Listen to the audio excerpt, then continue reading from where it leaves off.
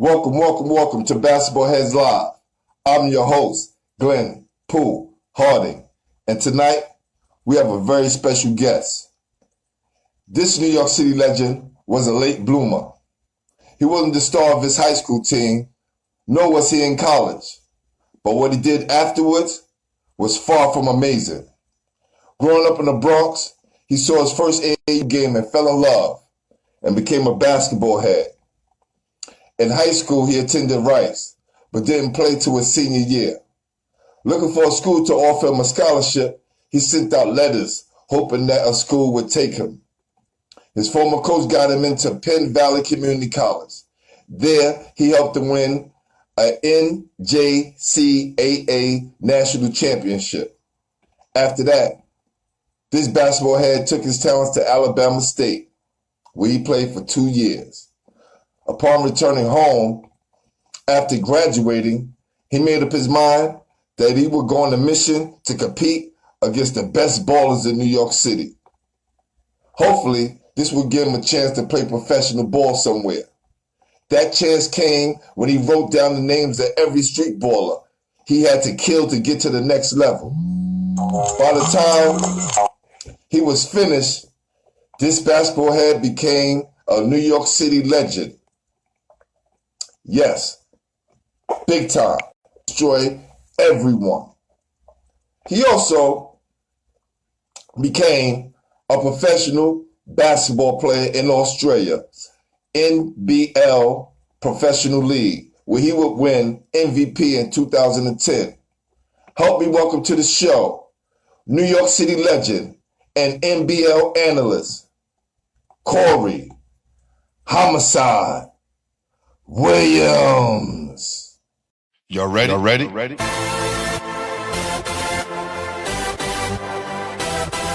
Yes. You have just stepped out into the world of chaos, where everybody goes hard. Come on. Go hard. Go hard. Go hard. Go hard. Go hard. Go hard. Or go home. Never back down. You gotta hold your own.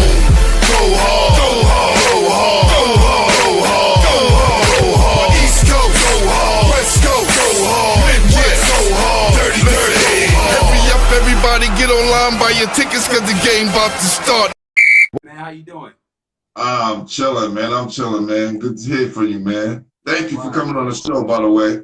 Yeah, it's all good, man. You know, we got to take it back to the essence. So That's right. Time to discuss, my upbringings and everything that got me in this position. We got to go to it. That's right. We got to get to it. I've been on your live, and I've seen some New York basketball icons and New York basketball royalty on it. So it was only right that we had this opportunity to connect and talk about it. That's right. Well, let me say this, brother. I am so proud of you, man. I'm super proud of you. I love to see my guys who play ball in New York City that came up and then they transition to the next part of life. Because here at Basketball Heads, our official sponsor is Game Over. And a lot of times when that game is over, we got to figure out what we're going to do in the next part of life. So salute to you, my brother. I appreciate it, man. I really appreciate it. And that's more, when I go on these platforms, I like to talk about more. My route wasn't the typical route. I really needed the park. You know what I mean? But we're going to get into it. So, let's That's right. So listen, I like to ask all my guests, been watching the show. Who introduced you to the game? My brother George, he, my family's Jamaican, right? Yes. From the West Indies. And, in our culture, in the summer times, our kids are used to going to the island for the whole summer. And then when school start up at the end of the summer, you go back, to what you're doing. You go to school in America. So that's what I was doing as a young adolescent. This specific summer, I decided not to go to Jamaica. I started playing, just basketball. But this specific summer, I did not go to Jamaica. And my brother played with Riverside. He was playing at Millbank. Nice, nice. Home of Combe Rucker, So he played with the church. And I was bored one day. And I literally was just like, yo, what you doing today? He's like, I got a game. I was like, well, I got nothing else to do. Let me go on and go watch you play. He's like, all right, cool. And I went and I fell in love with the game. I was in the gym at Millbank in Harlem, 118th between Lenox and 5th. And I literally was like, oh my God, like I want to play this game. I don't know how to play, but I want to learn. I want to learn how I want to play. So that's what really got me into it. Coming from the Bronx, we didn't have that much money or access to really have the ability to go to the Garden and go watch the Knicks, and that's what was awesome about growing up and coming from the mecca of basketball, is that you can go down the block and play, on the courts. And, my heroes came from playground basketball. You know what I'm saying? Those are the guys I can go see, reach out and touch, go to Rucker Park, and hopefully that was my Madison Square Garden. Wow, man. Look, it's always good to have a big brother or family member show us the game. A lot of my guys who I interview, their sister showed them the game. So to hear, one of the guys teaching their little brother the game, that's awesome. That's awesome. What was the first team you was on, if you remember? Well, I played with this team called Cadet Corps, which was 170th on the 4 train, and Jerome Avenue. Jerome Avenue was on the 4 train.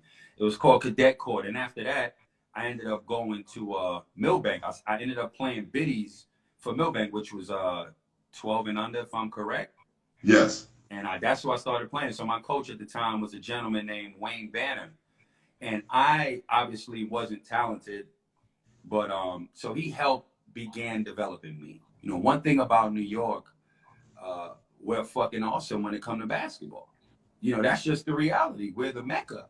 So, you can get guys that are really good immediately. So a guy like me that really needed to develop, you really needed somebody who really took their time to want to develop kids and talent. Because, you can grab a kid right now who's nice. So why would I worry about the kid that I need to develop 3-4 years from now to see a result when I can grab a kid right now who can go? So, I understood my journey. I understood where I was at, and that was the best thing. There wasn't no smoke and mirrors with me. I understood that I needed to develop, and I was no stranger to hard work. So, it was just something that I wanted to do and become good at. So I didn't have any problem, putting in the hard work.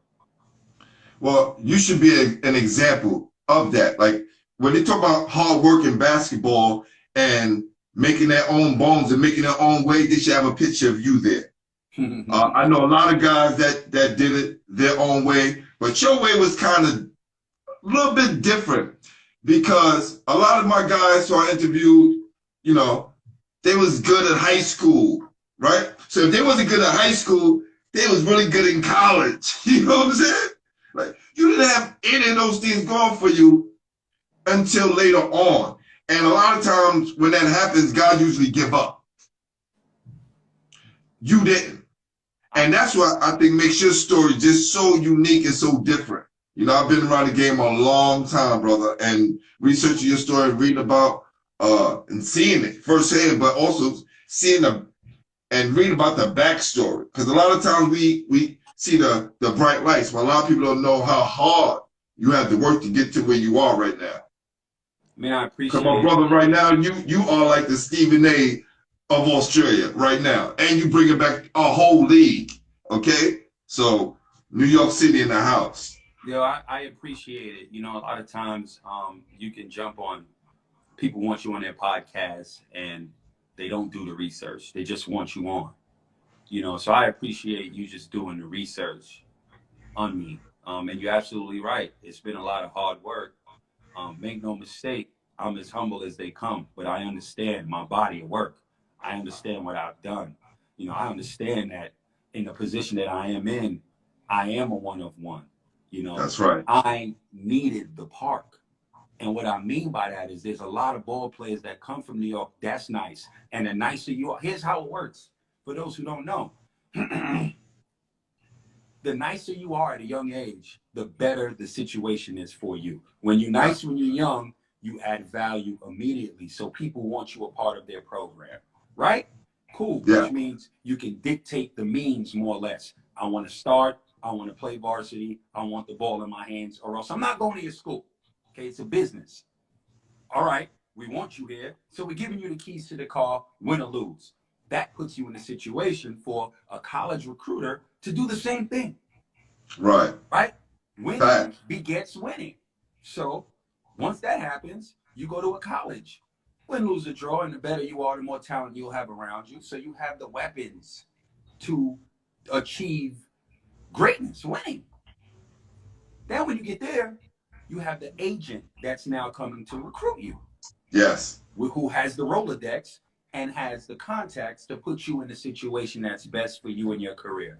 Again, I'm the complete opposite. I wasn't that good. So I was the guy literally trying to put a career together. I'm driving a car, right? I got my car.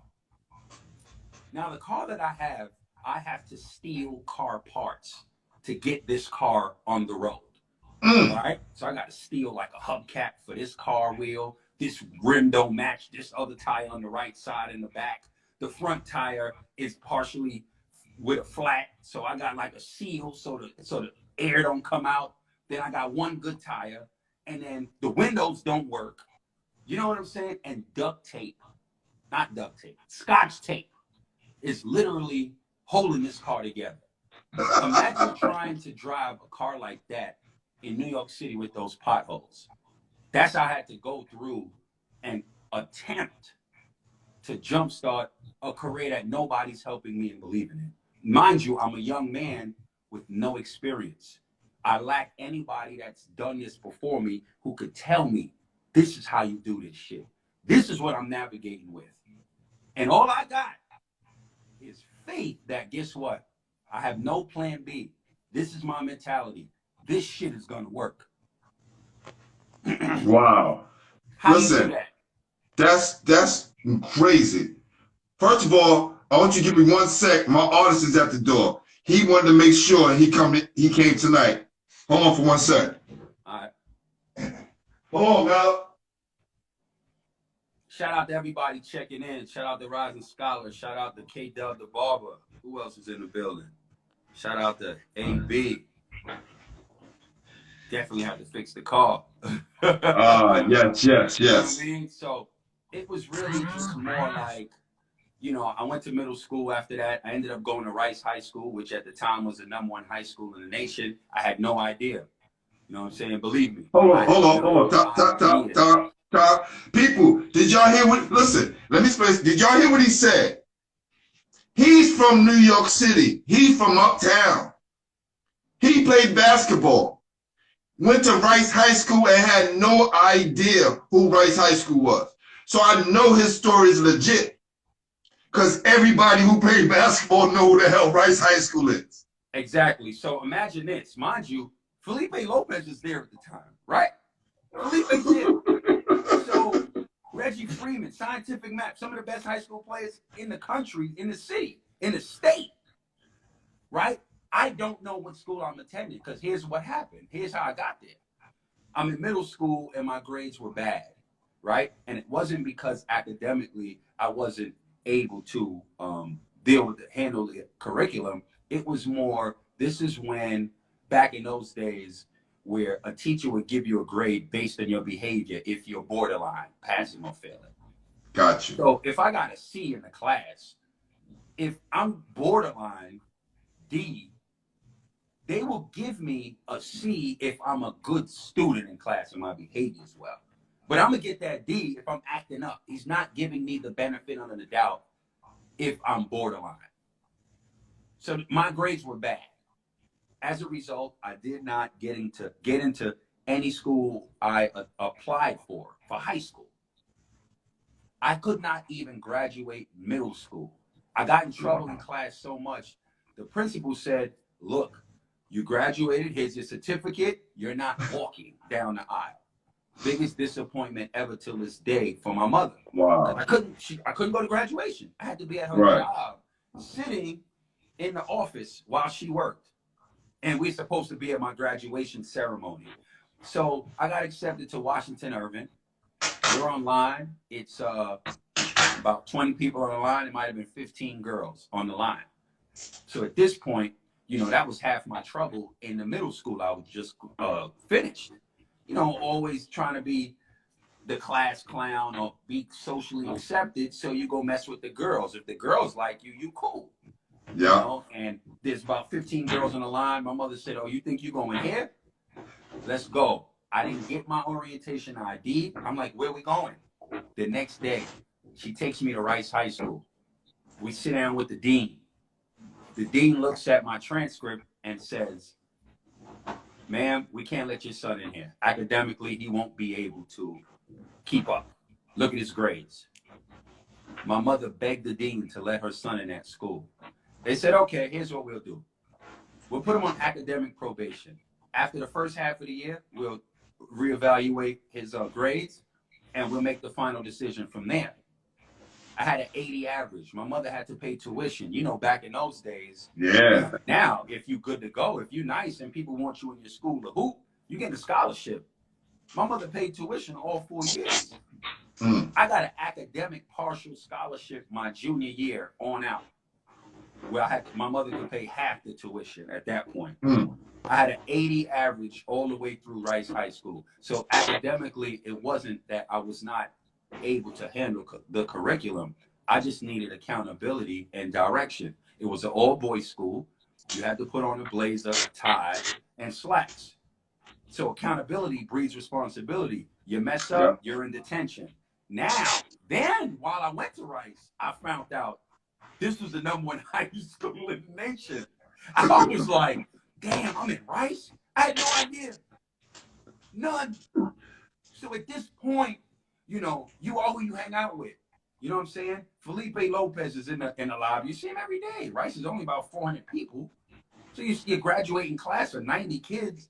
You're seeing everybody. And you understand, that's right, if this is the #1 high school player in the country, and he's handling himself as a humble young man, like everybody else, it's setting the standard for anybody else who want to play ball in this school. You are who you hang out with.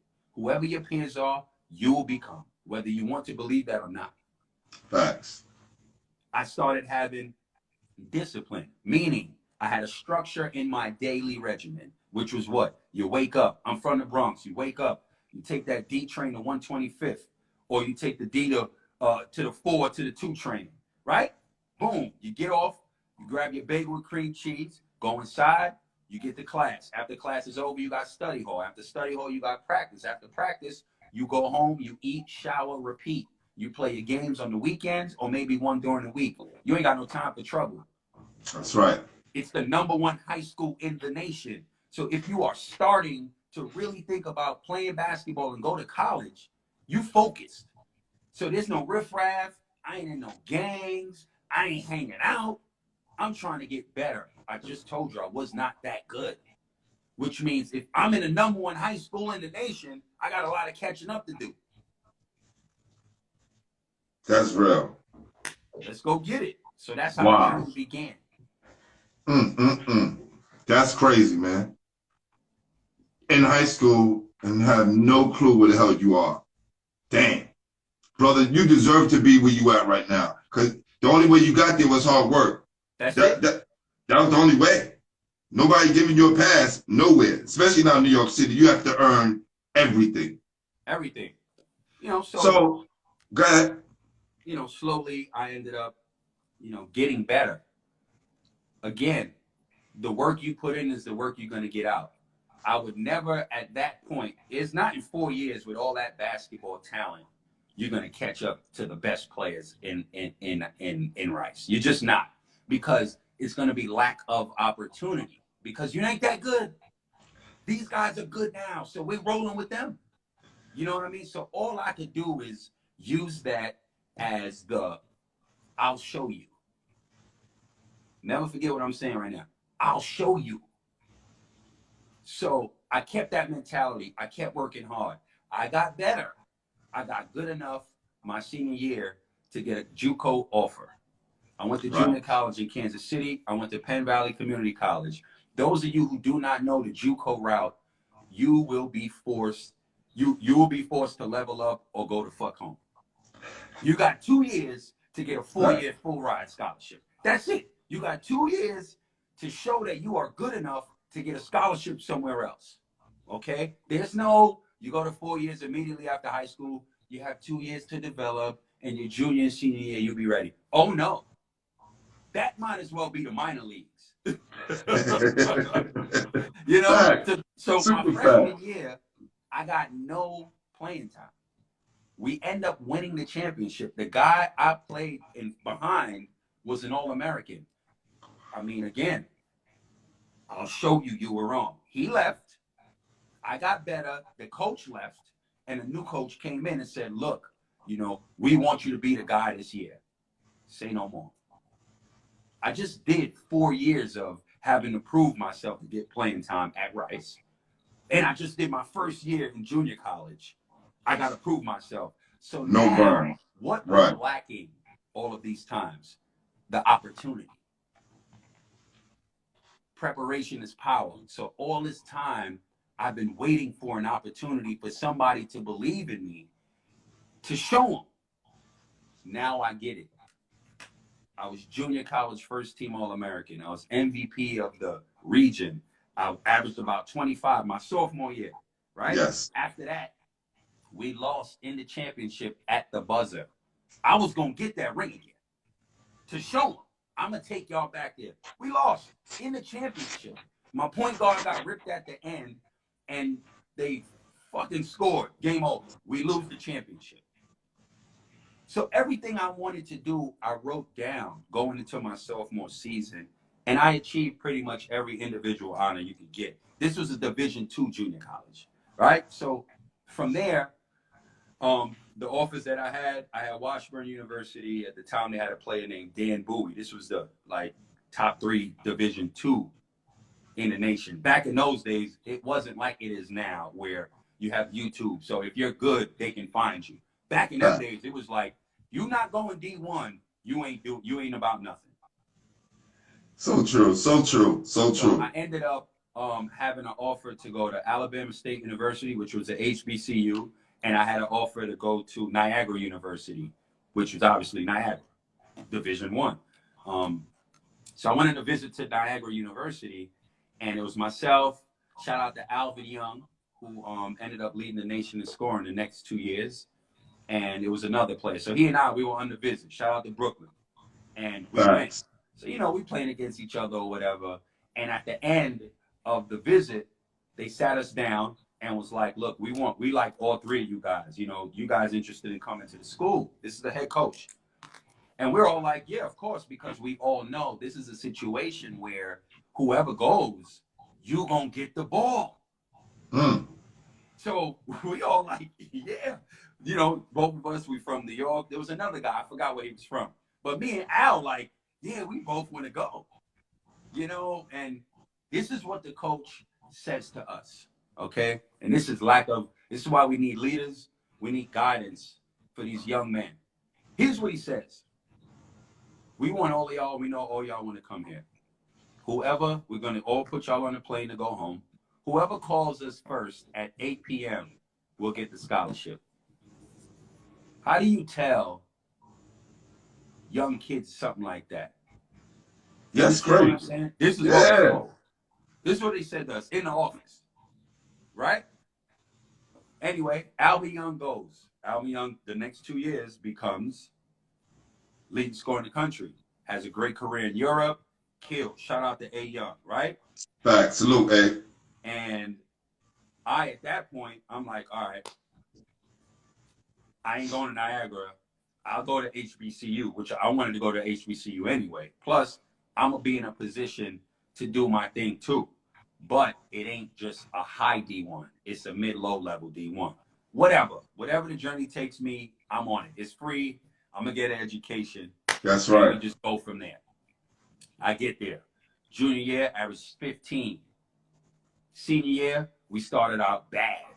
You know, we had small schools, so, you know, you get paid to go play Alabama, Mississippi, and all they doing is smacking us. Right? Right? So then, you know, my coach pretty much gave up on the senior class and was like, we ain't going to do nothing this year. I might as well get these young boys ready. I ended up backing up. I started, but I ended up splitting time with underclassmen. That's how my senior season went, right? So I finished up averaging like 10. Now, mind you, I'm at a small university. I don't have a big name or a big rep. I have no agent. And I have no coach pushing me with the relationships that a basketball university head coach should have. You know, it was times where I was in a Greyhound bus. I went to Alabama State, Montgomery. It was times I was in a Greyhound bus taking trips to Atlanta, going to free agency camps. Just like, yo, I got to show people I could play. You know what I mean? I need help, and I don't have help. I'm in the dorm one day, and I'm reading Slam, which is the basketball Bible. And I'm literally like, well, I'm hearing about Rucker Park, you know, guys getting opportunities to go to the park, go through the park, guys getting opportunities at the next level, which was like guys getting recruited. You know, you heard Skip and Ali Mo, God bless his dead. Jerry Tarkanian came to Rucker, saw them play, you know what I mean, gave them the scholarship to go to college. So I'm in my head. I'm literally in my head like, well, I guess I got to go the street ball route and go to the NBA from the street ball. The level of ignorance to actually think I'm going to go to the street ball courts and get a shot to the NBA. Now, let me ask you something. Who's ever done that?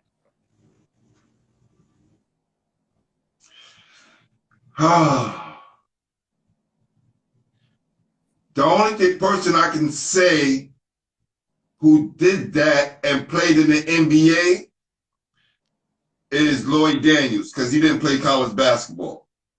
Sweet Pea ain't go to college? No. He played like 2 years, and then something happened and he dropped out. Then he was supposed to go to UNLV, then he got shot. Okay. Then he went overseas to play, and then Jerry Tarkanian, again, another blessing, gave him a shot. So Jerry Tarkanian gave him a shot. Pee Wee Kirkland got an opportunity to the NBA. They offered him a contract, but he didn't go because he was making somebody. Shout out to Big Cash. Yeah, shout out to the OG Pee Wee Kirkland. I know the story that Chicago Bulls came for Pee Wee Kirkland from the park, but he was like, I make 40 grand in a week. You know, so he had an offer, but he didn't take the offer. But that is. But Pee Wee also played college ball too. Pee Wee played college ball too. Check. Yeah. Pee Wee played college ball, I think, NAIA school. He was down there killing. He also was, he did his thing at Rucker, but he also. This is incredible. You know why? Just because of the fact that these are the names. You know what I'm saying? These are icons. Okay? Yeah. These ain't legends. And I hate the word legend because it gets thrown around so loosely. Not here. You have to really earn that for me to call you a legend. You gotta, for me to call you a legend, you had to really earn it. You had to earn those stripes. I don't call everybody a legend at all. Yeah. Me and Malloy Naismith, we discussed this a long time ago when he was on my show. And I remember playing with Malloy when he was 16, when he was just trying all those tricks out. So you are definitely in a super class. All right? Future. Yes. Yeah. So, you know, for me, I literally was just like, and mind you, I'm coming out of college. I don't know any of these people. You got to remember how the story began. I didn't even know Rice, let alone street culture. You know what I'm saying? I'm a kid from the Bronx. You know what I mean? I went to Rice just because for disciplinarian reasons. Right. You know, so. And salute to Mom, too. Salute to Mom. Because without you going on that path, a lot of these things don't happen. So salute them all, man. No doubt, bro. You know, and I was just more remembering, damn, man, like, I hope I have the courage to play in front of a live crowd like Rucker Park and put on, because every game is an opportunity for me to potentially be seen to go to the NBA. This is how I'm thinking. You know, you hear the stories of the people that come to the games and watch. And, you know, people get discovered. It's New York. People get discovered. So I hope I can get on a team and have an opportunity to perform the way I know I can play. But the biggest, most important thing is finding a team and hopefully be able to perform at a high level in front of a hostile crowd. I've never played street ball before at a high level. Rucker, West Fork, these tournaments. So crazy. listen, Yeah. this shit is intimidating from Yeah. a New Yorker. Yes. Now, the Facts. best thing that happened for me was I wasn't the Coery Williams from Rice. I was different. My body developed. My mindset was different. I remember everybody who people said I'm nowhere near as good as them. But in my head, now, 4 years later, let's go get it. So now imagine this. You knowing me from 91 to 95. Mm-hmm. Like, this nigga's just a defender. He just play hard. You know what I mean? He ain't like that. Come on, it's Coery. 4 years later, you don't know what the fuck I've been up to, but it doesn't matter. You remember me as how you remember me. Right. Now we get on the court. I'm playing everywhere. I'm playing in tournaments where I'm not with a team that got a crew, right? If I'm on a team with a crew, all I'm going to be doing is role playing. If I'm on a team that don't have big names, I got an opportunity to dictate what's going on. Facts. So my whole play in street ball was get on teams that I'm going to have the ball and be able to dictate it. For example, Westbrook, Harden. Yeah. Even if they lose, those numbers are ridiculous. Now, here's what my point is. I want you to understand my mindset. Tell me the most all-time winningest street ball player.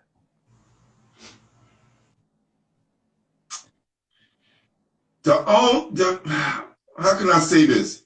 I remember in the 80s when Kurt Sumter and Pete Edwards played together, and they didn't lose. They did not lose. They went around. Championships they got? They won every tournament. And I forgot what year it was. It was like for 2 years where they just went on a run, where they were just killing everything in sight. And Kurt Sumter was just killing everything, winning MVP. That's the only that's the only thing I can remember. I can't remember too many people winning everything, like for a whole summer. Who got the most championships in the NBA? Teams or individuals? Who got most championships? Player. Right now as we speak, or ever, because it's different. Right, you got Bill Russell. Maybe Bill Russell. Yes. Facts. My point is, nobody gives a fuck about who won championships in street ball. Facts. That's why I didn't remember. Yes. But you remember when Pee Wee Kirkland giving motherfuckers 50 and Terminator giving 70 and 80. Those are the stories that live forever. Yes. So that was my point. In order for me to get the notoriety I'm looking for that's bigger than street ball, I got to kill people. Okay? That's the play. Where did the list come from? You leave a game with 50. You give an NBA player 30. You bust an NBA player ass that's a respected NBA player. That's how your legend continues. Nobody gives a fuck in the big picture how many championships a street ball player got. Facts. That shit is only cool in street ball. I don't want to be a street ball player. I want to be a professional. I'm using this platform to jumpstart and trampoline to the pros. So that's not impressive on the biggest level. Facts. You know what I'm saying? So when you know your mindset is that, that's what I need to focus on. So opportunities start coming slowly when I started dominating the playgrounds. And that's exactly how a guy with a huge name that's on a stacked crew could never outscore me. They didn't know why. If you got 5 people on your team that's just as nice as you are, you can't dominate the ball. So I true. can shoot 20 times. I could turn the ball up. I have more room for error and more opportunity to shoot and score. There's no way to box score you're going to outmatch me. I'm going to double your output. You know what I'm saying? I'm trying to win, but if I don't win, okay. But at least you can see everything I can do as a player. I can cut up the film. My games are on NBA TV, which is global. Shout out to Rising Scholars. He made sure me and Bone Collector, our games were on NBA TV at Rucker Park, which is the NBA of street ball. Right. You get what I'm saying? So we got the Friday Night Light game. We got the Monday games, the Monday and Tuesday games that are on TV.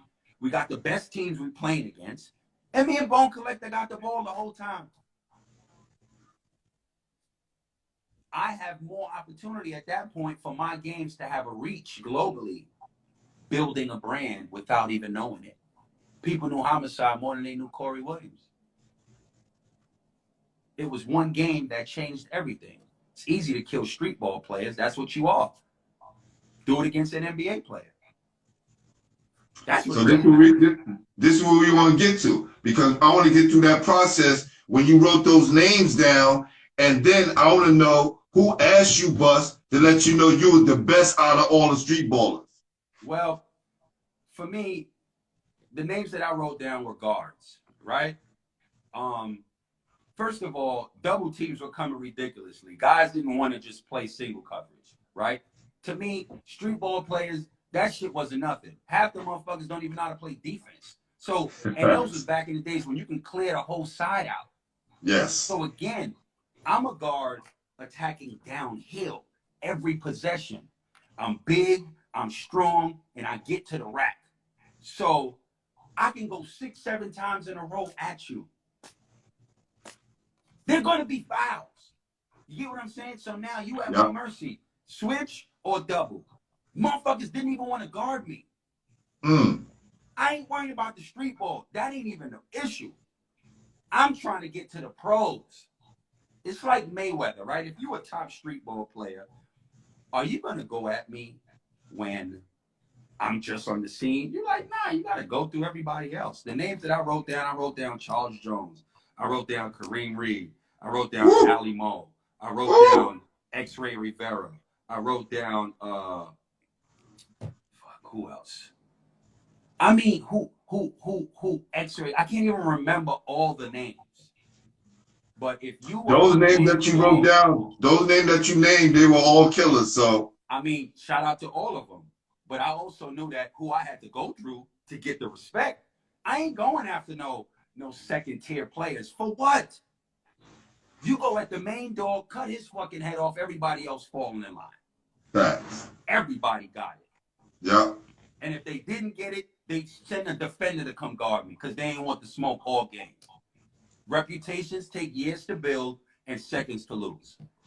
So that's how street ball works. So it's like the Clippers and the Nuggets.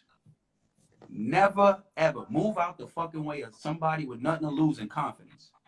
Because if you got everything to lose, you're going to lose. That's right. You understand what I'm saying? I look at it like this. My mentality is different. You're only that good because you got a crew with you. Can you do this shit by yourself with 4 fucking bums? With 3 regular ass dudes? That's how I rate shit. That's me. You know what I'm saying? I was the man by myself. You only look like that because you got 4 other people with you. You ain't like that, homie. You ain't like that. And I'm willing to lose and show you how I get down. You know what? A real motherfucker, they stepping out your way because they see it in my eyes. I needed the park. Listen to me. Every fucking game mattered. Every game. So if I'm approaching it like that because my life depends on it, get the fuck out my way. That's the difference. And you can see it in my eyes. My shit was, when I walk in the park, niggas got quiet. Oh, fuck, who gonna guard this nigga today? That's what it was. Real talk. There was no other alternative. You know what I'm saying? I'm fresh out of college. I don't want to be home. What I'm gonna do? These guys didn't need, and that's my point. They didn't need the park.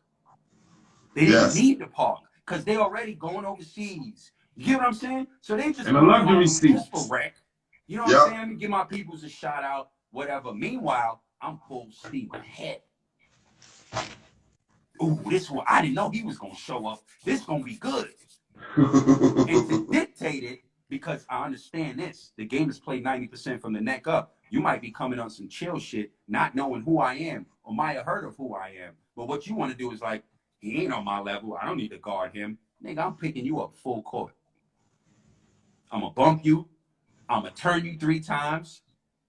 And if you're not guarding me, I'm going to get a pick and roll where you got to switch and guard me. At some point, if you're competitive, what's going to happen? That's right. Ego kick in. That pride kick in. Now I got you where I want you. Let's go, nigga. Now we going to see what's really real. Because I know I'm clearing it out 5 times in a row. I got the license to do it. You feel me? Now I just brought you into my world. Nigga, it ain't advantage you. And then, if you bust my ass, you supposed to. And you ain't going to bust my ass. So if I'm thinking about all this shit before the game, every game, who coming today? Oh, he coming? I'm standing right next to you, jump ball. You gonna know the type of energy I'm bringing because I'm the aggressor. I'm the hunter. I'm hunting. You know what I mean? That's what I had to do because I may not see you again. That's the shit I was on. Go to Pro City. You know what the real pros say in New York? You doing that shit at them parks. Come on. You aren't even on a team in Pro City, word? Average 40 or something for the summer. Summer Homicide changed everything. Average 40. Got MVP of Pro City. Since when they give out MVP regular season of Pro City. It was that crazy. Summer Homicide. That's what year was that? College. Not the new shit. Hunter Pro City. What year was that? 04. Because 05 I got the shot to Toronto from the park. Because guess what happened? That's when Ron got 45 on me. That's when I gave Ron 45 in there. And the summer before that, he came up. Tony Rosa brought Ron up. Shout out to Ron Artest. I tell his story with all due respect because that changed my life. It changed my life. Because if you could do it against him, when he was playing against Coery, he stopping everybody, bro, man. And he coming to the park. Ron don't play. Ron is not the kind of dude that says, I'm just going to go to the park and half-ass it. He's not half-assing it. So when you got Ron, you got Ron. See, the thing is, I didn't get Meta World Peace. I got Ron, Warrior. I got a guy I got him Defensive Player of the Year with Indiana. They brought him to Rucker right after he won it. To guard me. And I finished that game with 26. The double started coming. I was shocked. And this was the hardest 26 point. I never worked this hard to score in my life. He ripped me. He blocked my shot. He was real physical. And with we have the same type. We cut from the same cloth. So it's like, nigga, I'm coming right the fuck back. He like, get that shit the fuck out. I said, nigga, I'm coming right the fuck back. So it's like what would usually work against players. And even if they came back, they missing. Nigga, I was hitting. You know what I'm saying? He played off a little bit, jump shot hit. He played tight, cross, went to the basket. Boom! Dunked that shit so hard, that shit spiked down. And it was crazy, right? So my point was, the double team came. And for me, respect. It was right there. It changed for me. We lost by two. And I was so grateful for the opportunity for me to know. I knew, like, it ain't about street ball players. If you feel you want to play at the next level, it's not about beating street ball players. Because we all in the same barrel at that point. You need to beat an elite player. Not an NBA player that gets no playing time. That shit don't matter. Right. What's going to take me mentally to the next level?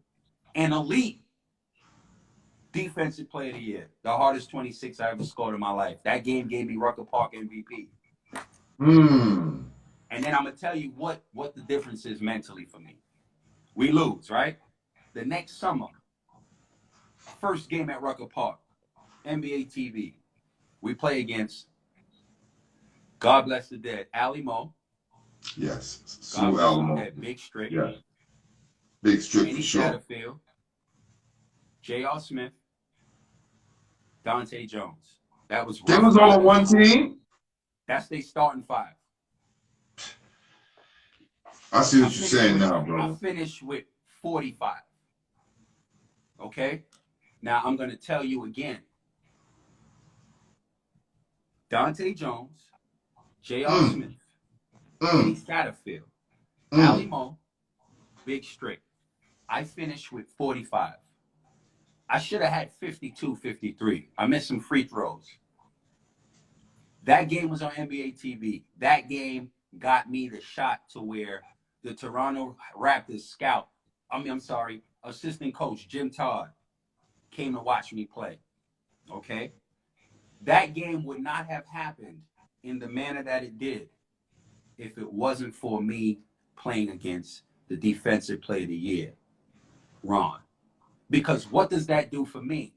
If the defensive player of the fucking year, a Queensbridge dude. Yeah, straight from the hood.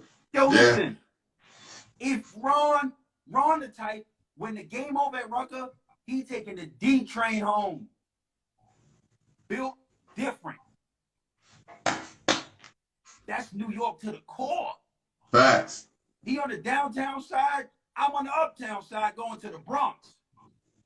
Type shit. You know what I'm saying? That's DNA. That's New York. That's how raw he is. He playing hard outside like he might play harder in the park than he would in the NBA. I'm telling you, I know. I've seen it. Trust me.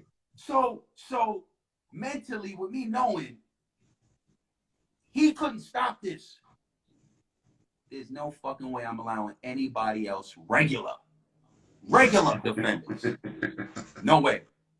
They're not 6'9". These guys are 6'4", 6'5". That ain't tall enough. Give me 45, yo. On the phone with Jim Todd. One of my OGs knew him and was like, Jim Todd told him, this is how it went. Jim Todd told him 15 years, I'm going to say about 25 years now to date, they've been good friends. Back then, it's like right now, it's like if I'm in a position where I'm at and I'm like, yo, you ever get a guy you know can go. I know what your eye for talent is because you my man. You let me know. I push for him to get a look in the NBL.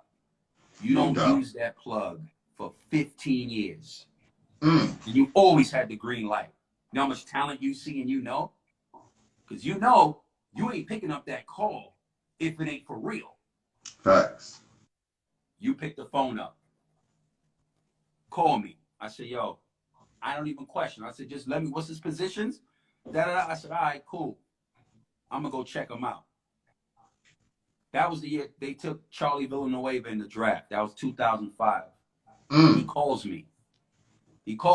Jim Todd. Hey, coach, how you doing? He said, yeah, man, I heard you gave fucking JR and Dante Kenny said all these numbers. I said, yeah, listen, I got no choice. I'm trying to get to where you at, coach. He said, all right, good shit. We stay in touch. Cool. He calls me one morning, a couple weeks after. He calls me one morning and random. Hey, Homicide, what you doing? I said, coach, what's going on? I'm just waking up. He's like, where you playing at today? He's like, you at Rucker? I said, nah. He said, you at Pro City? I said, nah. He said, well, where you playing? I said, I got to get an indictment. He said, what time? I said, 7:30. He's like, all right, I'll see you there. I'm in New Jersey doing a camp right now, but I'll be there later. I said, all right, coach, later. Click. Let me tell you something. Right then and there. Forks in the road. There's a fork in the road. All this time in your life, you said no one's helped you. All this time in your life, you said you've never had an opportunity. You've been overlooked. You know, you say all the shit. You're a rose that growing from concrete. All the bullshit themes and memes and these sayings that people say that inspire you. Well, guess Yeah. what? There's a fork in the road. What you gonna do with it? An NBA coach, assistant coach, is coming to see you play. I hung the phone up. I looked at myself in the mirror that morning. I got up. I went and took my shots in the park because these were the things I was doing. Let me tell you, I wasn't just rocking up, going to games, playing. I was shooting around. I was the guy as an adult in the rain, dribbling. That shit that like Sebastian and Steph was doing through the fire early in the morning. I'm doing this at post-college for street ball games. You don't understand when I say I That's needed real. the park. I needed the park. You don't know when your opportunity is coming when you don't get opportunities. So you always got to be ready. I'm going to say that again. You don't know when the opportunity is going to come because you never usually have opportunities. So you always got to be ready. Preparation is power. I wasn't about to let nothing, no opportunity fucking slip. Because you know the worst thing ever? Regret. Yep. I sleep good at night. Because I get Eminem said it best. Eminem said it best. You only get one shot to blow when opportunity knocks. Win, lose, or draw. I give it my all. And I could take an L if I gave it my all. Because I could look at myself in the mirror and say, yo, you know what? Yo, you gave it your all, B. That's all you can do. Wasn't your day. And I took many L's. I took many. But I got enough of the right opportunities right. You ain't gonna hit them all. That's reality. No. Yeah. I got the right opportunities right. So he comes up to Dykeman. And the difference between this assistant coach for the NBA, I'm gonna tell you what the difference is between him and everybody else. I fought a big stigma because I came from my background as what? Street ball, right? So this time, N1 was on the scene hard. So N1 marketed themselves as the best street ball players in the world. So if you do not understand culture, you do not understand New York City basketball culture, right? You don't know that there's a difference between real street ball and street ball Harlem Globetrotters. You just hear street ball and you automatically think N1. So there was a lot of opportunities that I never got because people automatically thought I was an N1 type of street ball player.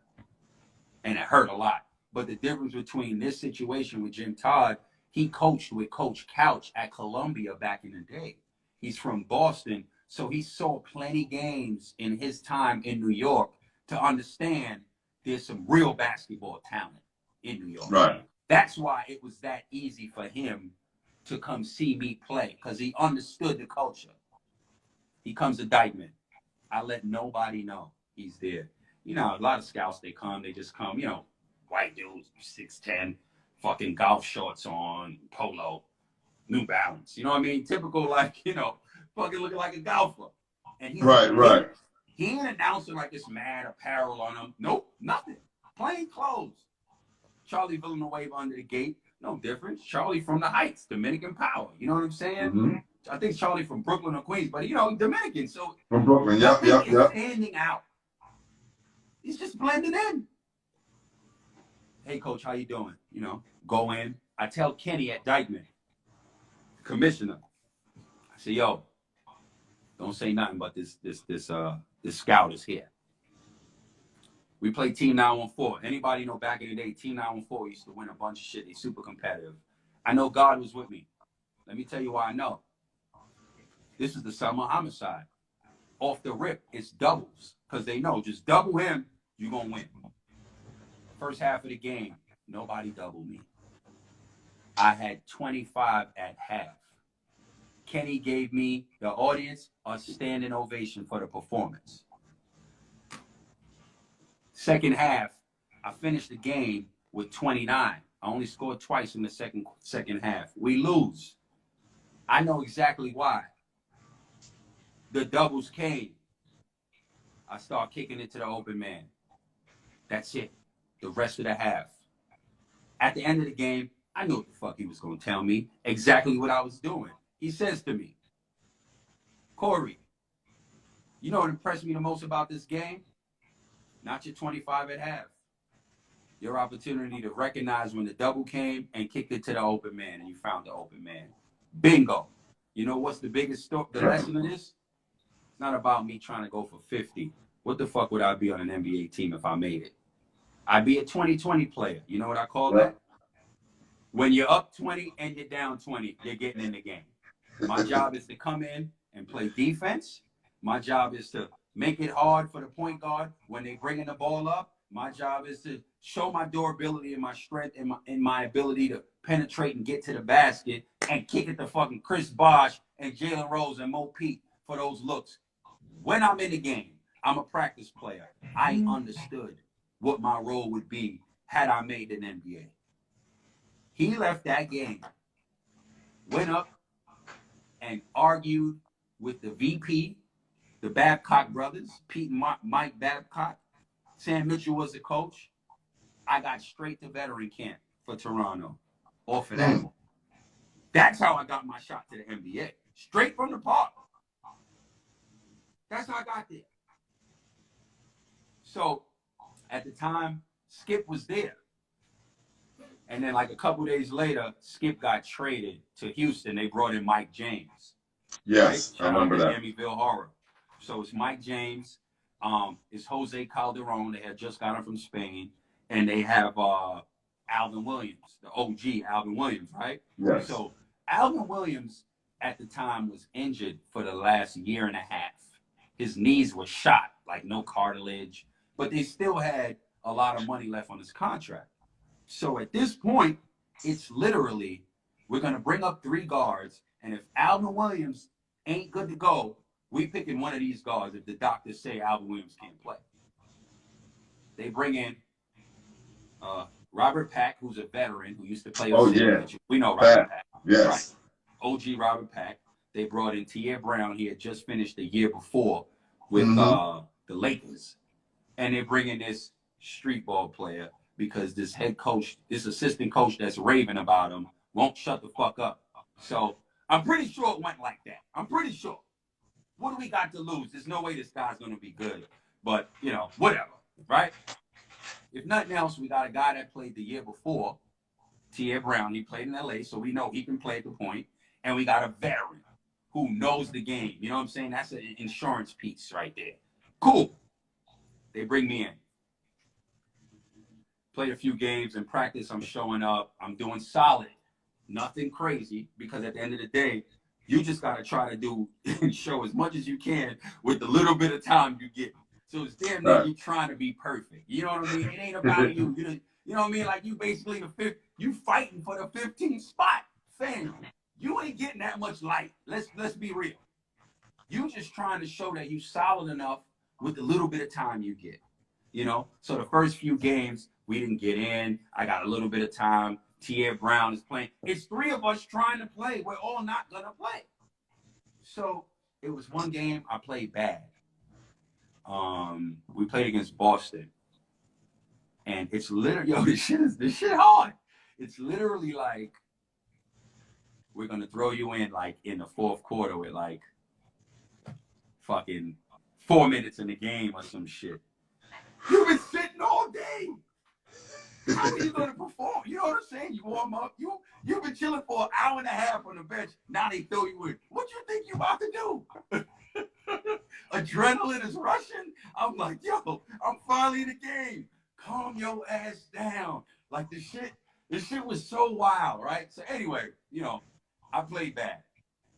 I'm like, fucked up. Because again, you know me, I'm like, I don't get these opportunities. That's you know right. What I mean? So you just want to be right because you don't know when it's going to end, you know? So I'm like, fuck. So I went and we had dinner that night, and then we had breakfast in the morning.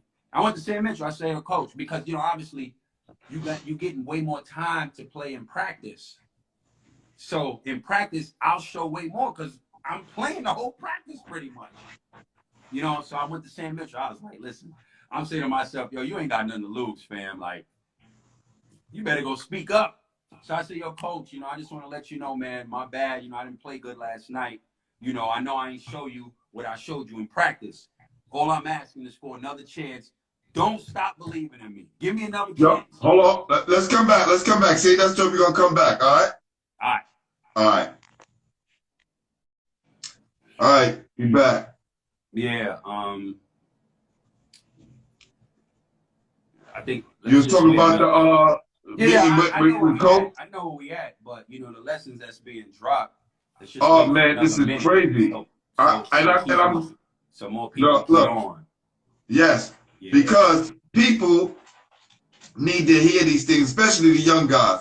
And one of the things I want to do when the high school season start, I'm gonna be out to these high school games like I'm usually am, but this time with the basketball heads and try to connect these young guys with you guys, right? So they can get these lessons, so they don't have to make the same mistake. Or if a guy's in your situation, he don't have to never give up. You know, there's always a chance because of Coery Williams.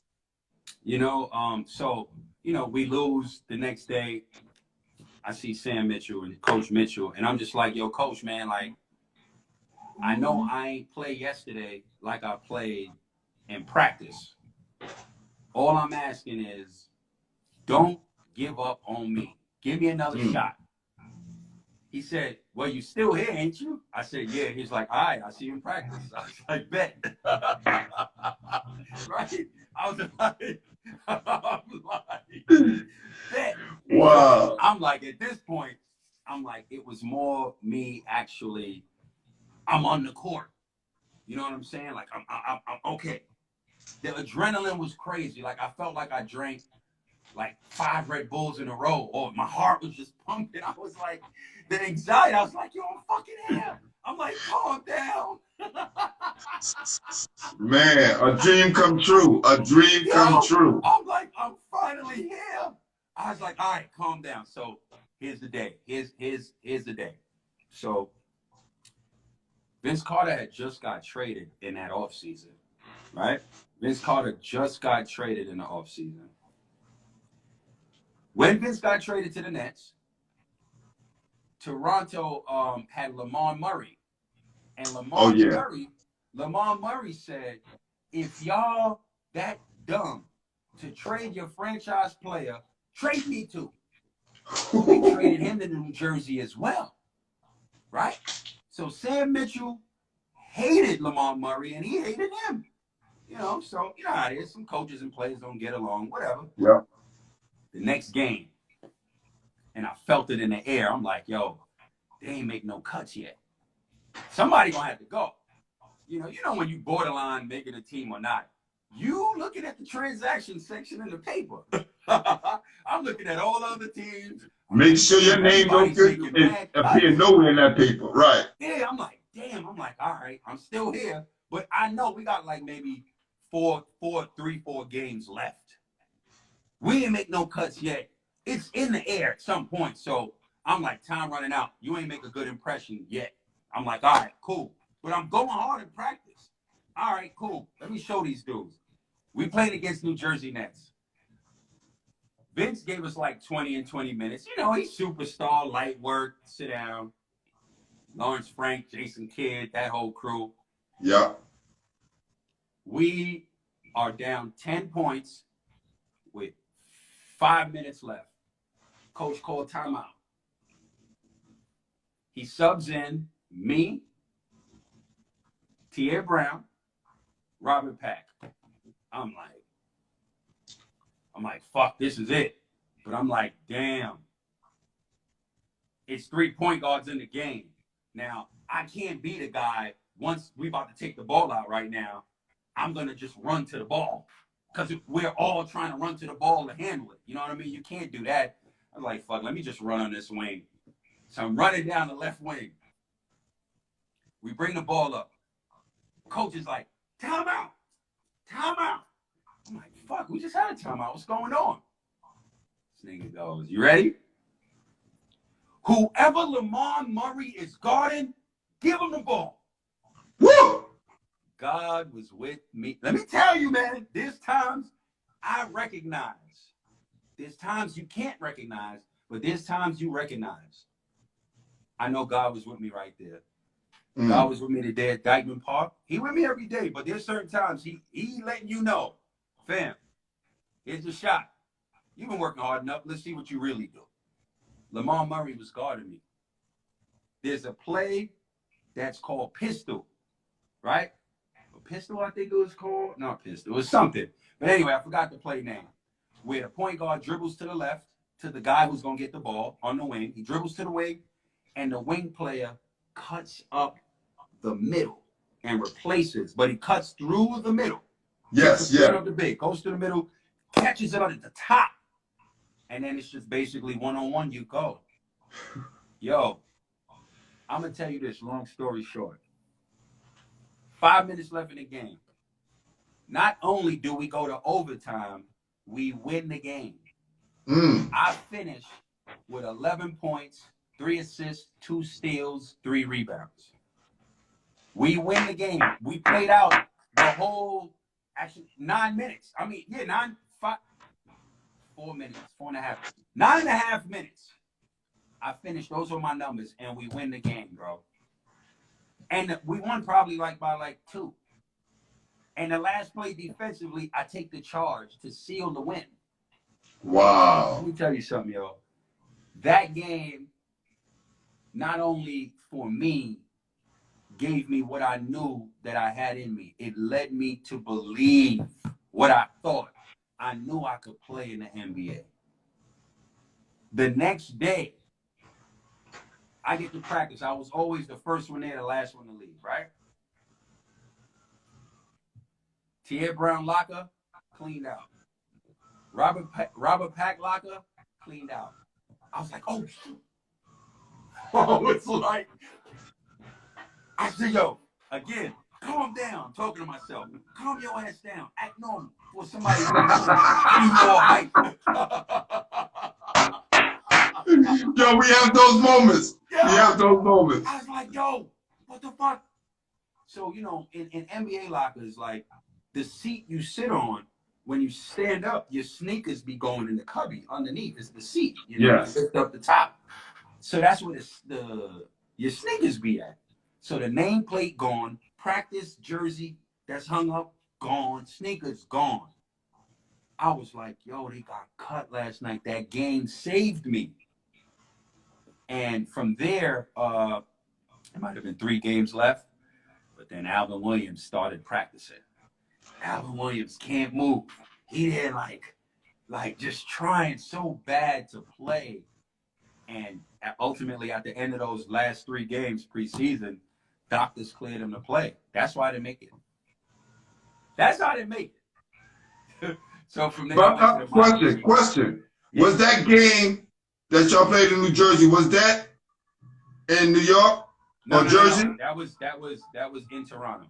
Oh, Toronto. Okay. In Toronto. So okay. Ultimately, that was like my experience. And I wasn't even mad that I didn't make it because the whole goal was to ensure that I beat out the competition. Those guys got cut before me. You know what I'm saying? And I knew that game saved me. You know, I scored double digits in in 9.5 minutes. That's right. I was extremely grateful for that opportunity because anyhow Lamar Murray don't guard me, I don't get the ball consistently. So I felt at one point after I scored 2 times, you know, I even caught 2 and 1s, like 2 and 1s. And I was just more like, now this shit feel like the park. I'm getting the ball. Yo, this shit felt like I was coming down. Like, I felt like I was in the park. You So got your chance again. That's right. Comfort. So when you get to a place mentally where your level of comfort, you're able to perform regardless of where you're at. So I was just extremely grateful for that. After that, you know, I had bullshit jobs overseas, you know, but at the end of the day, you got to take whatever you got to take to continue this journey. You know what I'm saying? I always knew where I was currently at wasn't where I was going to be. You know what I'm saying? My current situation wasn't my final destination. I knew that. You got to start. You know what I'm saying? You got to start somewhere. So, you know, it was that. And after that, you know, I went to the CBA. That's when the CBA was still dope. You know, I led it in triple doubles. I was Rondo before Rondo in that league.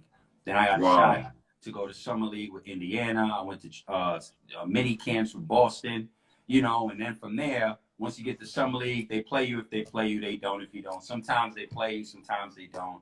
You do what you can when you're in there, and that's it. Then from there, I went to training camp with Denver. George Carl fucked with me, but I got cut. Anthony Carter was the veteran. George Carl fucks with everybody, so yeah. So whatever. Anthony Carter, you know, was the guard they signed, and Anthony Carter's a legitimate NBA point guard with experience, and he won championships. So I wasn't even, that was just the experience to get there. Then from there, I went to the D League, and I won the championship for the Dakota Wizards in the D League. And then from there, I went to Summer League with Golden State. And from there, I was older. Like I said, I was a late bloomer. When I got the shot to Toronto, I was 27. You know what I'm saying? So at this point, I didn't get invited to training camp for Golden State. I went to Summer League in Vegas. But at this point, what did I just do in the last 3 years? Remember, I always look at the big picture, right? Before that, what did my resume look like? You know what I'm saying? Like, it was weak countries I was playing for overseas. So now, when you look at the resume, all of a sudden, it's an immediate level up. I went from working fast food restaurants to Fortune 500 companies. That's what it is. So you're looking at a level up in experience and exposure. That's what companies pay for. That's where you add value. What does your resume look like? What have you done? What's your skill set? Who do you work for? If you are a CEO of a company, right? You got a family, your kids are in college, you got a mortgage to pay, you got car payments to make, right? Are you going to put your life and your children's college tuition on hiring a guy that works fast food or hiring a guy that works at Fortune 500 company? Fortune 500 all the time, baby. There you go. Why is that? Because if he doesn't work, that's a logical decision that your higher ups wouldn't look at you crazy at. You understand? That's a sound decision. But if you take a risk at this kid from a fast food restaurant and it don't work out, you're getting fired. Now your job is at risk because now we have to question your judgment. And that's how people lose out and don't understand how the business of life works, let alone basketball. So I knew at that point I got a better agent. I got better representation, and with better representation and agent, it's an easier sell for him to get you good jobs overseas. So based off the resume in the last 3 years, overseas, they're looking at you like, okay, this guy's a borderline NBA player. He's on the fringe. The right situation, he could make it or he couldn't. But either way, we respect the body of work and the experience his resume is showing, which makes him worthy of getting this salary and playing at this level internationally. You know what I mean? I get to Australia, which that league worked well for me because it's a run and gun league. That's how New Yorkers play. That's how East Coast ballers play. We play like this. Yeah. We don't do half court. Why? Because the majority of New Yorkers can't shoot. Facts. We get to the rack. We love transition basketball. So you have to find a league that matches your style of play. Why would I want to work for a company that I can't highlight what I value? Highlight my strengths. It's not going to work. I'm going to be a liability and I'm going to lose the job. Get what I'm saying? If you think like companies and think, guys would be better off. Yeah. You think, yo, I'm good, I can play. My man told me I'm nice. This should work out. No, you didn't do your research. You don't even know the type of skills they look in guards before you and who's done well with them, if they done well with them. You know what I'm saying? Yeah, it happens in college too. It happens in college too. Yeah. You know what I'm saying? Guys picking the wrong school. You got to know these things. Yeah. You know, so I was able to, my agent told me, look, you're a little older, you're 30. This is a country that East Coast, especially New York ball players, do really well in. You know, I used to represent D-Mac, Daryl McDonald. I got him the job down here. Shout out to D-Mac. That's right. Salute. And he did well here. I think you can do well. I said, all right. Came down, hit the ground running. My first year, did well. My second year, we lost to go to the chip. My third year, we lost to go to the chip again. I get MVP of the league. I go to Greece. I sign with a team that's signed in the Euro League. They go broke. I leave. I didn't get my first payment. I leave. I go back to Australia. My fourth season, I signed with a different team, and that was it. Then I went to the Middle East for 5 years, and I came back. What I did in the time being of my my career playing in Australia was I built a fan base. Coming from New York, understanding sports and entertainment from our culture. We are the culture. We understand what moves.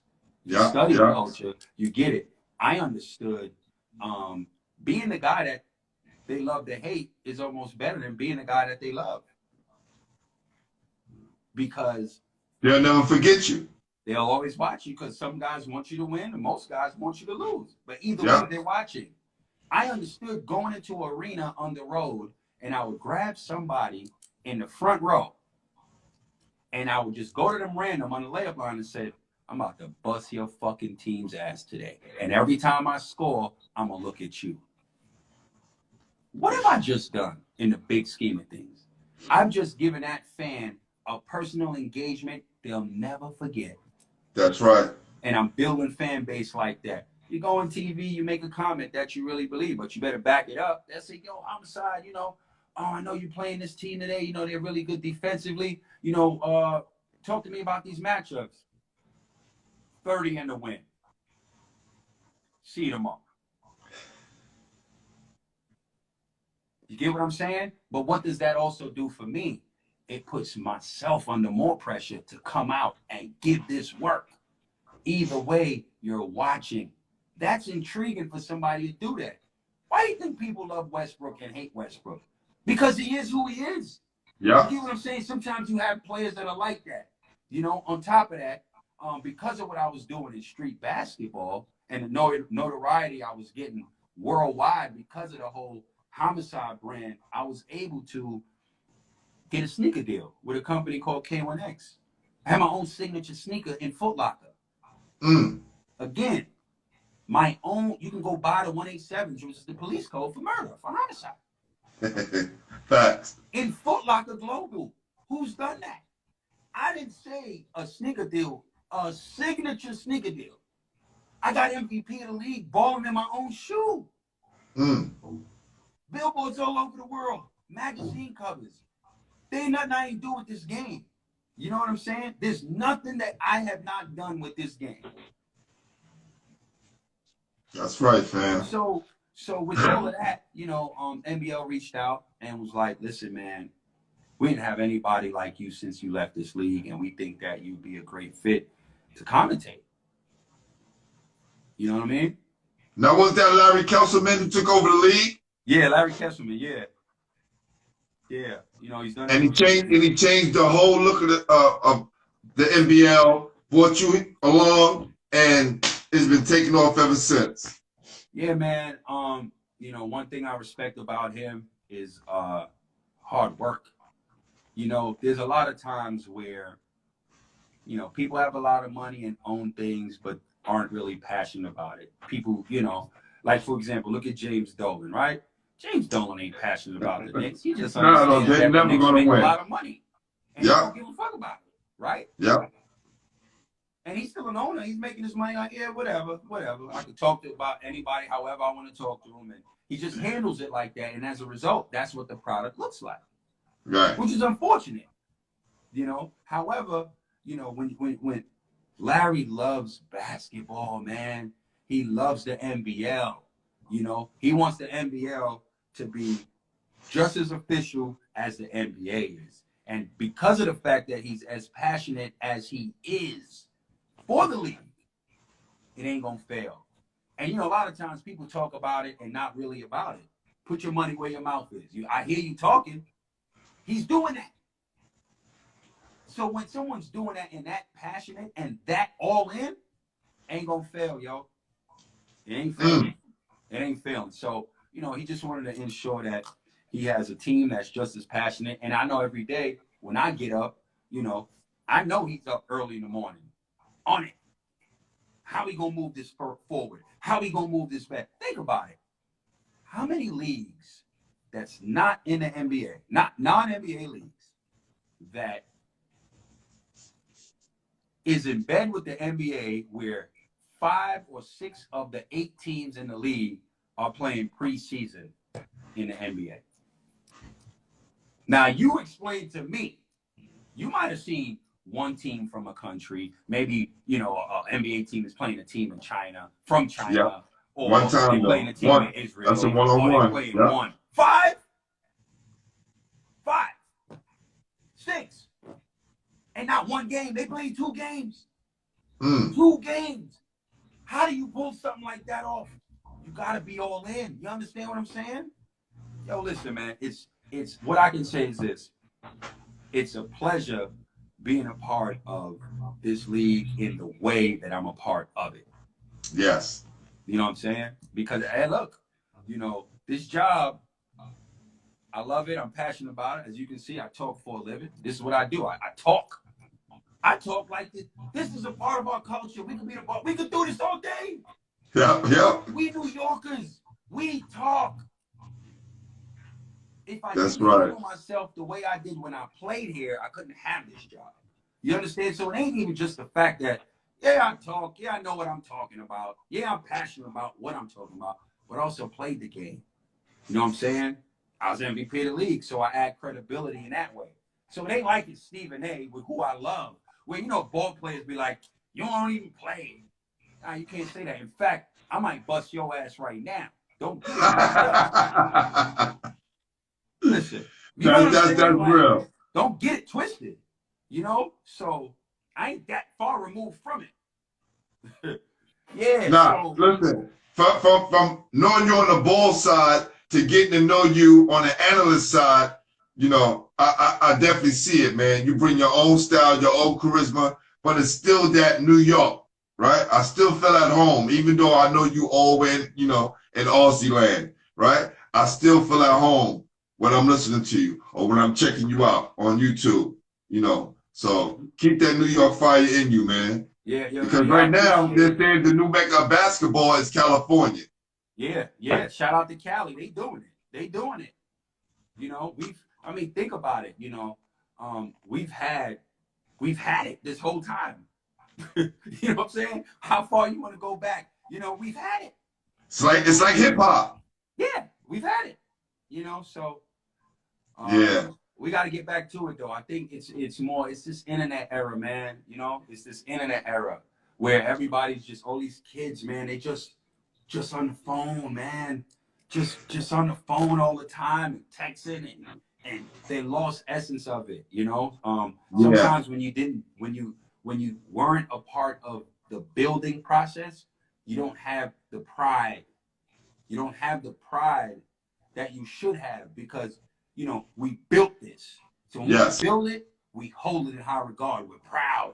That's right. And we're going to hold this shit. We're going to hold ourselves accountable to ensure my son, listen here, B, this how you ate. Now, his son, the grandson, ain't looking at it like that. You know what I'm saying? It's just a different day and age. And, you know, until that pride is back instilled in the game and how we carry ourselves in New York with it, it's going to be Cali for a long time. So, Yeah. You know, I try to reach out to a lot of my guys because, you know, we came up under a different style of coaches and we did well. And now a lot of my guys are in power positions. And I'm saying to myself, you know, what happened? What are we doing? We need to get back to what got us here and that far in basketball and in life, and kind of instill that into these kids right now. Yeah. It's important, man. Like, we have so much talent, you know, we're losing our kids to so many other things, you know. Kids are nowadays forced to do adult things as a kid, you know, versus if they were on the court, you know, there's some, you know, just that's where you need the OGs, where you be like, yo, listen, man, like you really ain't that good. Take it from me. This what the fuck you need to work on. You know, as opposed to these kids, who are they listening to? And the person Dudes who never played basketball did they before. play ball? That's right. Where did their career take them for this kid to be listening to them? Or are they just latching on to them because they think they're the next best thing? You know what I'm saying? Like, yes. Yo, my man, you can't leave this park for about 10 hours. I'm going to go to work. I'm going to go handle some shit. And I'll see you when I'm back. Like, remember them days? Dude, just wake up. Yo, 12 o'clock. He's just out there hooping until the lights go off. Yeah. You That's how a lot of guys got better. Everyone got better that way. Playing against each other, playing in New York City. We didn't leave the city that much. Then we started to leave the city for greater pasture. We started going to different AAU programs. We started playing in different camps. And then slowly but surely, we started to lose that New York feel. I think because I think the real biggest thing is just the love for the game. You know what I'm saying? If you don't love it, people are down. Nowadays, people are down for the Instagram. They Instagram ballers. And what I mean by that, you love it for the attention. The clips, you know the training clips, the training clip. You know, I'm getting mad number one thing. And all of this. They ain't really ready. Like people, a lot of people hit me. Yo, I want to play. I said, word, you want to play? I hear you. What you willing to do for this game? You ready to kill for this game? You ready to die for this game? Yeah, you sure? All right, what if I gave you a gun right now and said, you just got to kill this person or you can't play basketball no more? I'll do it. What if I said, you got to kill your pops or your moms to play this game? You can't play no more. Would you do it? Go sit down. And let me tell you why. It's not about killing your parents. It's about mentally, where are you willing to go for this game? There you go. There you go. Okay? If you asking me for help, you ain't favored. Okay? You ain't good enough. You're not favored. Oh, I need an opportunity. You know what you wanted to do? You're going to have to build. What I tell you about the car that I had? Excuse me, what you say? What I tell you about that car that I had to build? Oh, yeah, the different parts. That's right. That's right. Built. That's the hard road is my point. If you're not built mentally to endure and go through, you understand what I'm saying? Let alone just being a black man in the world. Yes, definitely. That's a whole nother battle. Yeah. You know what I'm saying? Can you handle yourself right in other countries? You understand what I'm saying? And think about all the no's you got. Think about all the, sorry, not good enough, come back next year. Come back to this camp. Are you built for that? This is what I'm saying. Are you built for rejection? Yo, mentally, all the things you have to go, you don't even know what you got to go through. Can you still keep going? Can you keep going when you don't even know what the road looks like? Uncertainty. You ain't ready for this shit, man. You want it to be easy. You want me to just give you a contract. You ain't ready, bro. You ain't ready, man. You ain't ready. Listen, I tell people with this show, I got home. I'm a dean of my high school and basketball coach, right? Got home, had some errands, had some repairs to do in my apartment. But I knew I had to go and shoot that commercial for you. I knew it. The sun was about to go down. Had to meet up with my sponsor to get some things. Had to make sure my artists get here on time. But it's like, what are you going to do to get to the next level? And I look at this as basketball. When I was putting those 2,000 shots a day, and running the beach in Coney Island, it's the same work ethic. It's what you do when you get up and think about who are you going to talk about? What game are you going to mention? How prepared are you going to be? So all of these things we're setting precedents for these young kids so they can have models to follow. Definitely. So, Question: Who is the best high school, college, and pro player you played against? 3 people. In high school, who was the best, college, and the pro? Well, in high school, I got to give you 2 names, right? I'm going to give you Shamgar Wells, and I'm going to give you Lamar Odom. One of the reasons why I do this show, first of all, Lamar Odom. We'll talk about that, though. Facts. College, the best player I played against was, at the time, I'm going to say, we played against Arkansas. Oh, my God. Nolan Richardson, 40 minutes of hell. That whole team. Oh, yeah. Press. Yes. That's what you're going to do. That's right. It wasn't Kareem Reed. I forgot the 2 guards' name, but Arkansas whole team, like they were, it was ridiculous, man. No. College, I'm gonna say Eddie Robinson. I played against him at JUCO. Eddie Robinson went from JUCO directly to the Bulls. He got drafted to the Bulls. From junior college? Eddie Robinson. He went to JUCO first. Wow. And he was like, for me, way KD before KD. He was like 6'10", a wing player with handle and a jump shot. I had to guard him.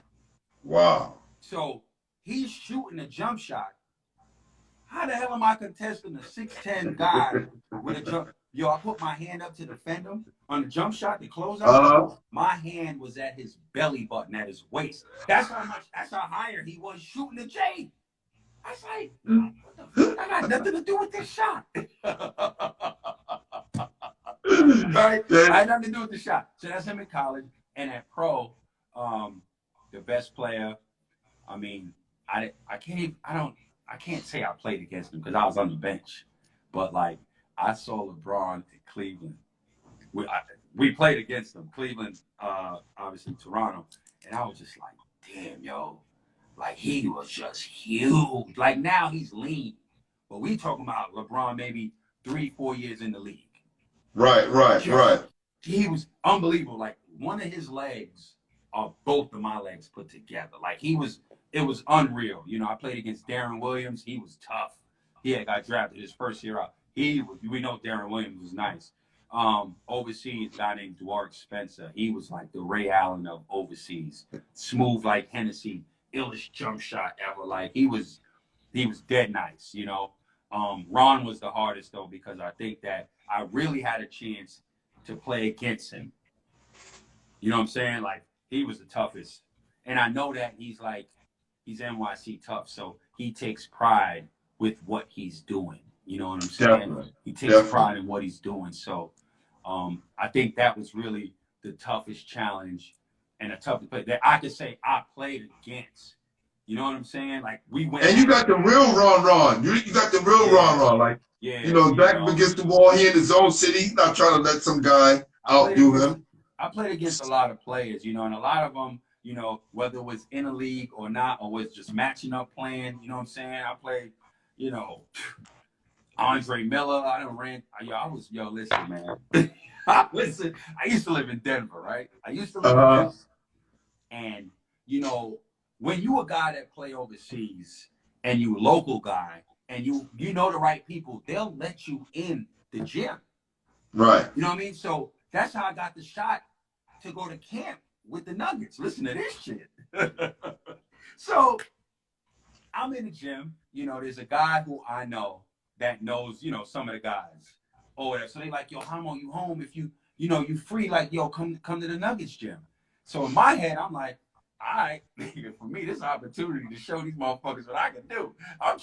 This is how I'm thinking, because I ain't getting through the front door. So I got to figure out ways. I walked in that gym, I was like, all right, these guys are too little. And, actually, I forgot. I went to Nuggets mini camp because of what I did in the CBA. So I got invited to mini camp. So that's when I was in the gym. So now living in the gym, an NBA facility does not feel like an NBA facility if you're in there every day. You know what I mean? It's just like you in the gym, you about to hoop. Your level of comfort becomes just as comfortable as the park. So comfortability mentally is everything. So I'm in the gym and they loving how I'm playing. I'm confident because I just finished in the CBA ragging motherfuckers. So I'm coming in like, all right, I just got the Toronto Raptors experience. You know what I mean? I just did that whole circle. I did summer league. I did mini camp. You know what I'm saying? Now I'm just finished the minor league. Okay, now I'm here. Let's go. They invite me in. So I'm like, all right, cool. I'm invited in.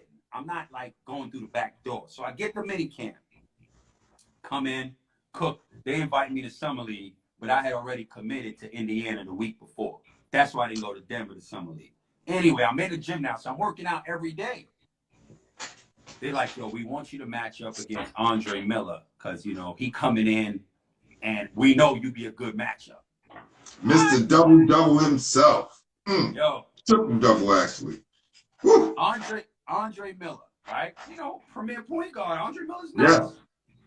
Yo, when I tell you, it was matchups against Andre Miller that got me invited into training camp. Because, you know, you got to look at it like this. When you in the gym, right? For those who ain't been to an NBA facility on a regular, when you in the gym, everybody's in there. There's days with a GM, he just chilling, just like in the park when we playing pickup.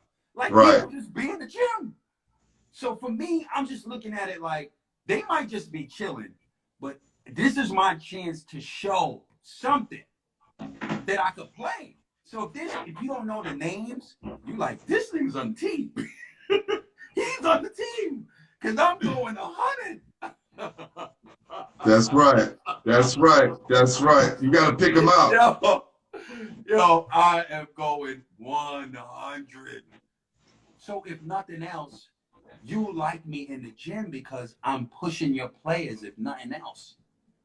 And I'm like, the more I'm in the gym, the more you're going to get to see more I can do. And hopefully, you may give me a look. This is all I'm going off of. And ultimately, that's what occurred. Like, I was in that gym going hard. This is when I was athletic. Like, I'm 43 now. You're talking about a starving 31, 29, 30, 31. Going. These dudes, you know, they got their money, so they comfortable because they on the team. Right. They don't know me. You know what I mean? It's the same shit, just a different level. It was like me after college. What was I trying to do in street ball? They don't know me. They thinking I'm the Coery from Rice. So I'm like, I'm showing you how hard I'm going at you. You know, and, you know, coaches like that shit. They're like, yo, he ain't laying now. Like, you know, he going at these dudes. I love it. So, yeah, I was in that gym going stupid. And those runs used to be crazy. That's when Melo was there, DeMar Johnson, Kenyon, Camby, you know. But the game, I think the game that got me the shot, the invite from George Karl to training camp was when Chauncey was in the gym. Chauncey Billups is from Denver. Oh, yes. So, a lot of people don't even know that. Big game Chauncey. Denver. Shout out to Big Shot. And, you know, there was matchups. You know, and plus in Denver, Denver's a football town. You know what I mean? They ain't really known for hoopers. Right, so there's like one gym. It ain't like New York. There's a million gyms. Hoopers. You know, there's like one main gym. One gym, and everybody's there. So I used to be in that gym, killing that gym. And they didn't like me. Clearly, I'm a New Yorker that talk a lot. So Chauncey comes in one day. You know, this Chauncey, blah, blah, blah. So, you know, we went at it a little bit or whatever. But nothing crazy. You know what I mean? So I knew that day, the next day, Chauncey was coming into Denver's gym because they like, Coery, you coming tomorrow? We want you to match up. You know, they was just throwing me on people to match up the guard. Right. So they like, yo, Chauncey's coming in. We want you to match up because, you know, man, they're not bringing 20 people in. They want to run private, maybe 14 That's right. tops. And it's all matchups that they got on the board. Who's matching up with who? And quality ball. Right. You know, so I got in that gym maybe 2 hours early on the shooting machine. Let me get this shit right. Yo, it's pro rules. The lane is open. I'm going to get to the rack. Right. Let me get this right. Boy, it might have been the first 2 games I was on and ready. George Karl in the gym. Stan Kroenke in the gym. Assistant coach in the gym. VP in the gym. I'm like, here we go. Won the first game. Second game, lost, but it was good. Like the shit was good. And the next day, my agent hit me. George is bringing you to camp. I knew that was the matchup. So again, a lot of times opportunities never came my way, but I knew how to create opportunity. I knew what opportunity looked like. All right, well, if I show up and do well this way enough, something could potentially come out of the situation. Sometimes you got to make your own opportunity, yo. Yep. Straight up. Yep. Sometimes you got to make your own opportunity. So. And you've been doing that your whole life, man. It's like, did you write a book yet, fam? Nah, it's coming. You know, we're working on the documentary right now, you know, so I'm just grateful that a lot of the stuff, as far as my thoughts at that present time, I recorded. You know what I'm saying? So whatever I was thinking at the time of that time, I have it recorded. So it's just literally about putting bits and pieces together, because ultimately I don't know anybody after the game that's doing what I'm doing that never played in the NBA. No. That's what I'm saying. You definitely a one-on-one. And please make sure you come back when you drop your book documentary. It's an open platform for you, fam. You're a legend. You deserve that. Anytime you knock or you hit me up, yo, G, I'm coming on tonight. Let's talk.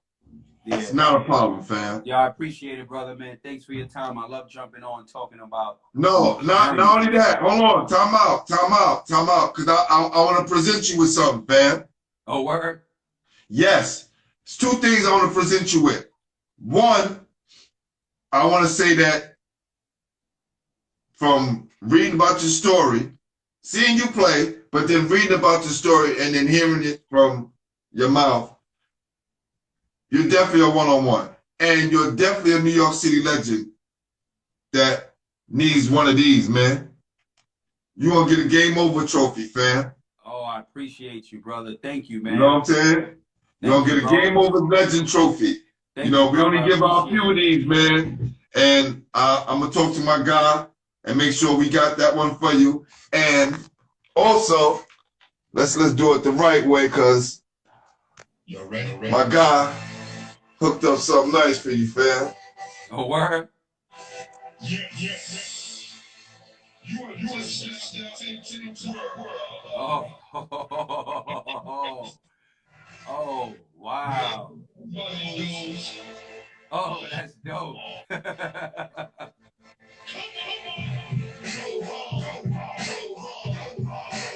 Damn.